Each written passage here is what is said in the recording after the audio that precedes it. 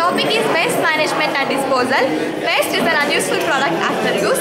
This waste can be categorized into two types: biodegradable waste and non-biodegradable waste. Biodegradable waste are the waste which can be disposed by natural process, and few examples for the biodegradable waste are here.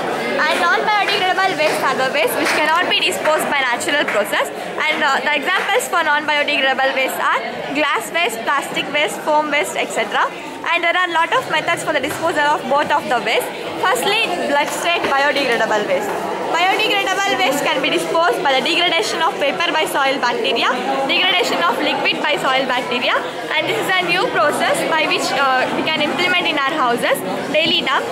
We should buy 3 pots like this. Let's say the pots as A, B and C.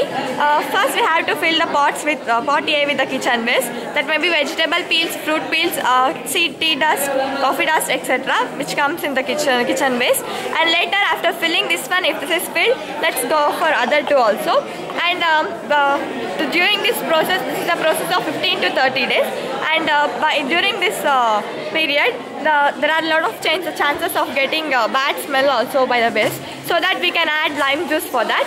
And later, if that contains more moisture content, we can add papers for that, so that it absorbs the water content. And like this, within 15 days or 1 month, the waste will be decomposed there and can be converted into manure, so that we can use for the growth of plants. And next, coming to the part of the disposal of non-biodegradable waste, these are the waste, and the most prominent problem which is facing in India is the disposal of e-waste itself, because the second-hand computers and other things coming from the other nations like America, they will export to here itself. So we will work in that. So there are a lot of chances of disposing in a wrong manner. So nowadays this one is there is a project undertaking by India that they are making use of plastics of this e-waste for making of roads. They flatten the roads by using this e-waste. And this is hospital waste management. Let's see how the waste are managed in the hospitals. They will keep separate colored bins like this, like a blue bin they will put the plastic waste, and violet bin they will put the fast waste, sharps, glass bottles in the white bin, then anatomical body parts in the yellow bin, and infected waste in the red bin. Like this, they will manage the waste in the hospitals. Why? Because all the waste will not be managed or disposed in the same manner.